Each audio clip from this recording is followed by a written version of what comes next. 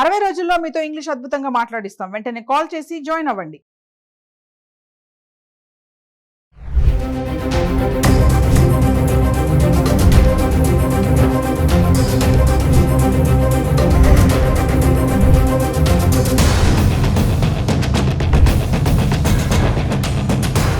Hello viewers, welcome back to our channel. ప్రస్తుతం మనతో పాటు ఉన్నారు analyst and TEDx speaker, legendary award winner in real estate doctor Nandi Rameshwar Rao గారు.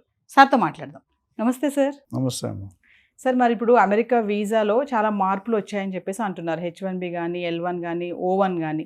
ఈ డ్రాప్ బాక్స్ విండో ఏదైతే ఉందో దాని ఎలిజిబిలిటీ రూల్స్ కూడా మారాయి అంటున్నారు. ఒక్కసారి దాని గురించి సార్. ఈ ట్రంప్ గారు వచ్చింది ఆయన రోజుకి ఏదో ఒకటి మారుస్తూనే ఉన్నాడు. ఈ 4 సంవత్సరాలు ఏమవుతుందో తెలియదు. ముఖ్యంగా చైనా తర్వాత ఇండియా మీద పెట్టినట్టు ఉంది ఫోకస్. గన్ అక్కడ పెట్టాడు. ఎందుకంటే ఆయన ఎప్పటికీ ఎలక్షన్ అవ్వముందు దగ్గర నుండి కూడా ఆయన నినాదం ఏంటంటే వలసలు తగ్గిస్తా, మీకు బెటర్మెంట్ అవుతుంది, మీకు జాబ్ ఆపర్చునిటీస్ ఎక్కువ వస్తాయి, మీ ఎర్నింగ్ కెపాసిటీ పెరుగుతుంది అన్నాడు. దానికి అనుకూలంగానే ఆయన ప్రణాళిక వేస్తున్నారు. దాంతోపాటు ఎలన్ మస్క్ ఆయనతో పాటు జాయిన్ అయ్యారు. So department of government efficiency చాలా రీసెర్చ్ చేసి కొన్ని సూచనలు చేస్తున్నారు. వీళ్ళు పనే సూచనలు మనకి సలహాదారులు అంటారు. సో అలాగే అడ్వైజర్ అనమాట. సో ఏంటంటే డ్రాప్ బాక్స్ అనేది ఏంటంటే అది పాత కాన్సెప్టే, ఓల్డ్ బాటిల్ న్యూ వైన్ అన్నట్టు కొత్తగా మార్చాడు. ఏం చేశాడంటే డ్రాప్ బాక్స్లో వాళ్ళు రెన్యువల్ చేసుకోవడానికి 48 months టైం ఇచ్చేవాడు అంతకుముందు. ఈ 48 ఎందుకు ఇచ్చాడంటే దాదాపు 1000 మంది క్యూలో ఉన్నారు కాబట్టి కొద్దిగా క్లియర్ కావాలి కాబట్టి టైం ఎక్కువ ఉంటే క్లియర్ అవుతుందని. కానీ ఇప్పుడు ఏమైందంటే మరీ స్ట్రిక్ట్ చేయాలి కాబట్టి ఈయన వచ్చిన తర్వాత కొత్తదనం ఏదో తీసుకోవాలి, కొత్త మార్పులు తెచ్చాం, రికార్డులో ఉండిపోవాలి, చరిత్ర తిరగరాయాలి, రీరైటింగ్ తీసి ఇవన్నీ కూడా మైండ్లో పెట్టుకున్నాడు. ఈ 4 సంవత్సరాలు మొత్తం దుమ్ము దులుపుతా తర్వాత సంగతి తర్వాత చూసుకోవచ్చాను. దాన్ని ఏం చేయంటే ఆ 48 నెలల బదులు 12 నెలలు చేశాడు. సో దట్ మీన్స్ 75% ఆప్షన్ పోయింది. అంటే ఇప్పుడు ఎవరైతే కాదు ఇంటర్వ్యూ అప్పుడు ఇది ఏమవుతుందంటే ఈ 12 నెలలు దాటిపోయి ఉన్నారనుకోండి క్రైమ్, సో దానికి ముఖాముఖి ఇంటర్వ్యూస్ ఉండాలి, ఫేస్ టు ఫేస్ ఇంటర్వ్యూకి అటెండ్ అవ్వాలి. అటెండ్ అవ్వడం ఏమైందంటే ఆల్రెడీ పాత స్టాక్ ఉంది, మళ్ళీ కొత్త స్టాక్ వచ్చి ఇవన్నీ క్యూ అయిపోయింది. అంటే క్లియర్ చేయడం చాలా కష్టం అవుతుంది వాళ్ళకి. సో అది ఎలా అనేది ఇంకా చూడాలి, ముందు వచ్చే ఇబ్బందులు ఏమొస్తాయి చూడాలి. బట్ అదర్వైజ్ ఏంటంటే ఆయన పాలసీ ఏంటంటే క్లియర్ ఎలిజిబుల్ అయితే వాడు పంపించాలి. ఆల్రెడీ కొంతమంది పంపించాడు, ఇంకో కొంతమంది పంపించినట్టు లక్షల్లో రకరకాలు ఇల్లీగల్ వీసాస్ అంటారు, స్టూడెంట్ వీసాలు అంటారు, తర్వాత ఓపీటీ అన్నారు, మన లాస్ట్ టైం అన్నీ మాట్లాడుకున్నాం.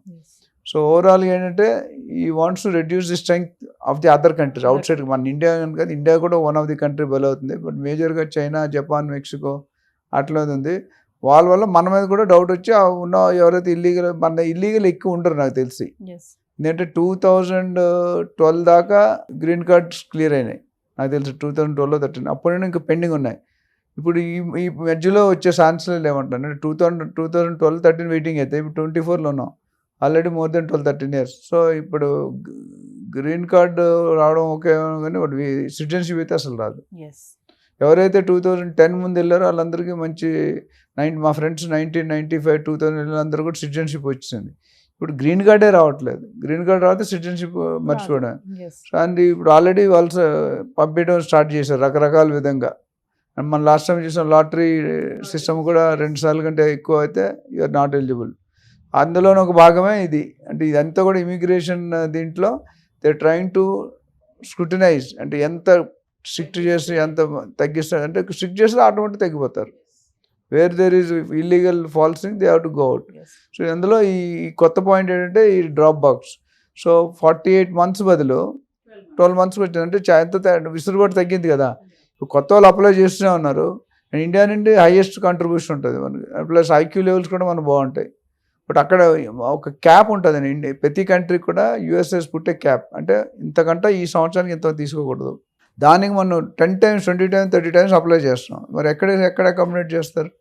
సో అది ప్రాబ్లం. సో ఈ 12 నెలలు అనేది చూడాలి ఎంతవరకు పనిచేస్తుంది అనేది. ఇంపాక్ట్ కూడా అంటే ఏ వీసాల పైన ఇంపాక్ట్ ఉంటుంది సార్? వీసాలు అనేది H1B, B1, B2 ఇవన్నీ కూడా O1 ఇవన్నిటి కూడా వీసా అనేది కొద్ది స్టూడెంట్ వీసా అని లేకపోతే వర్కింగ్ వీసా అని ఉన్నాయి. అందులో ఫ్యామిలీ డిపెండెంట్ రకరకాలు ఉన్నాయి. సో ఈ వీసాలు అన్నిటి కూడా ఒక వీసా మారితే ఇంకా అన్నీ మారుతాయి. తీగలాగితే డొంక కదిలినట్టు వీసా అన్ని ఎంట్రీ.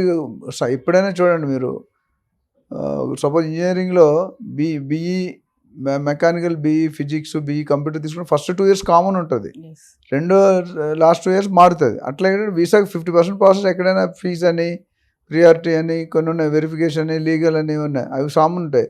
2.5 మారుతుంది. ఎస్ ఇక్కడ కూడా ఏంటంటే ఇవన్నీ కూడా మనం అంటే H1B visa, B1, B2, O1 ఇంకా రకరకాలు ఉన్నాయి. ఇవన్నిటి మీద ఇంపాక్ట్ పడింది. ఎస్ ఎందుకంటే ఇది ఎందుకు పెట్టారంటే మీరు ఈ ఏమంటారు స్టాక్ ఎక్కువైపోతుంది. అంటే people who are applying are not more and clearing is less, కొంటే ఎక్సెస్. ఎస్ అంటే ఈ పాలసీ రావడానికి సార్ అంటే ఎక్కువ మంది వచ్చి మన వాళ్ళు అక్కడ ఉంటున్నారు అనే రీజనే అంటారా? అంతే. దీని 48 months ని తీసి 12 months చేయడానికి గల అంటే కారణం? 48 months మీరు ఆడుకోవచ్చు కదా, వ్యాలిడిటీ అయిపోయిన తర్వాత 48 months వరకు మీరు బతికేవచ్చు. ఎస్ ఇప్పుడు అలా లేదు. 12 months అయిన తర్వాత ఒకవేళ మీ వ్యాలిడిటీ అయిపోతే ఇమీడియట్గా ఒకటి అరేంజ్. ఇప్పుడు ముఖాముఖి ఇంటర్వ్యూ కూడా చాలా లోడ్ అయిపోతుంది, వాళ్ళు they are not able to clear. ఆ లోడ్ వల్ల ఏమవుతుంది, ఎప్పుడు వస్తుందో తెలియదు వీళ్ళకి. ఓకే ఇంటర్వ్యూ వచ్చిన తర్వాత డిసైడ్ చేస్తారు this man has to be extended or not to be extended. Yes ఆ ఇంటర్వ్యూ నాకు అర్థమైందంటే ఇంటర్వ్యూ రావడానికి దిస్ లాట్ ఆఫ్ టైం. అంటే అపాయింట్మెంట్ తీసుకోవాలి, మనం పాస్పోర్ట్ రెన్యువల్ చేసుకుని ముందే స్లాట్ బుక్ చేయాలి. ఆ స్లాట్ వీళ్ళు దొరకట్లేదు. ఆ స్లాట్ బుక్ చేయడానికి 1 year పడుతుందా, 6 నెలలు పడుతుందా, 12 నెలలు పడుతుందా. మొన్న ఒక ఆయన నార్త్ కెనడాలో ఉంటారు, ఆయన జనవరిలో జాబ్ తీస్తారు, మళ్ళీ ఇప్పటి వరకు జాబ్ రాలేదు, ఎత్తుక్కుంటున్నారు. అది ఎంతగానో ఇప్పుడు ఉన్నదంటే ఇల్లీగలే. 3 నెలల తర్వాత 6 నెలల తర్వాత బయటికి రావాల్సిందే జాబ్ దొరకకపోతే. సో అందుకని టెంపరీగా ఏదో కాంట్రాక్ట్ బేస్ జాయిన్ అయ్యి చూపిస్తున్నారు. అది కరెక్ట్ కాదు. బట్ ఏం చేస్తారు, వాళ్ళకి పాసిబిలిటీ లేనప్పుడు ఏదో ఒకటి ఉండడానికి ట్రై చేస్తారు. ఒకేసారి ఉన్న పొలాన్ని జాబ్స్ తీసేస్తే అందరూ తీసేస్తున్నారు, ఒకటే కాదు ప్రతి కంపెనీ, ఆల్ కంప్యూటర్స్ ఎస్పెషల్లీ మన సాఫ్ట్వేర్ వాళ్ళు డెఫినెట్గా దే ఆర్ రిమూవింగ్ ఇట్.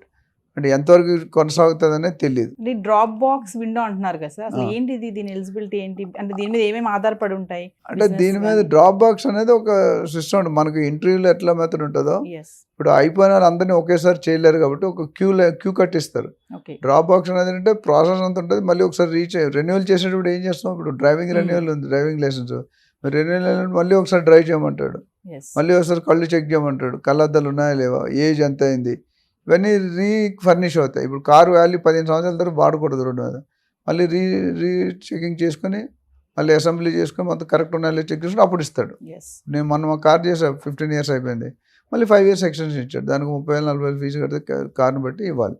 ఇక్కడ కూడా అంటే డ్రాప్ బాక్స్ అనేది ఒక సిస్టమ్ డెవలప్ చేస్తారు, ఒక కోడ్ లాగా. ఎవరైతే ఎక్స్పైరీ అయిపోతారో అందరూ అప్లై చేసుకుంటారు. ఎస్ అప్లై చేసుకున్నప్పుడు దాన్ని స్క్రూటినీ చేస్తారు. అట్లానే ఇప్పుడు 48 months లేదు, 12 months తక్కువ. 48 months అంటే చాలా మంది అకామిడేట్ అవుతారు 4 సంవత్సరాలు. ఇప్పుడు 1 year అంటే అంతమంది అకామిడేట్ అవ్వరు.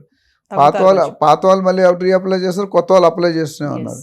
అందుకని ఫేస్ టు ఫేస్ ఇంటర్వ్యూ పెట్టి వాట్ ఇస్ ద రీజన్, అసలు నువ్వు స్కిల్ ఉన్నావా లేదా, వాళ్ళకి వచ్చిన డౌట్స్ అన్ని చెక్ చేసుకుంటారు. చెక్ చేసుకున్న దాన్ని పాస్ అయితే దాని వల్ల you will be eligible to stay there. So ఏదేమైనా సరే అమెరికా వీసా రెన్యువల్ చేయాలనుకునే వాళ్ళందరికీ కూడా మళ్ళీ ట్రంప్ ఒక షాక్ ఇచ్చాడని గుండెల్లో గుబులు పరిగెట్టిస్తున్నాడు. రెన్యువల్ చేయాలనుకునే వాళ్ళకి కొత్తది వదిలేయండి, రెన్యువల్ వచ్చింది, కొత్తది ఎన్నో దొరకదని క్లారిటీ వచ్చింది. సో రెన్యువల్ అనేది జనరల్గా రెన్యువల్ అంటే ఆటోమేటిక్ ఎక్స్టెండ్ అయిపోవాలి. ఇప్పుడు ఎఫ్డి మన బ్యాంక్లో ఆటోమేటిక్ పెట్టాం అనుకోండి, ఆ డేట్ అవగానే ఉన్న కరెంట్ రేట్ అది పడిపోతుంది. ఇక్కడ కూడా ఇప్పుడు అలా చేయట్లా, ఎఫ్డీని మళ్ళీ రీచెక్ చేసి రీరైట్ చేస్తూ ఉంటాం, అట్లా ఉంది అది process. Thank you sir. Thank you.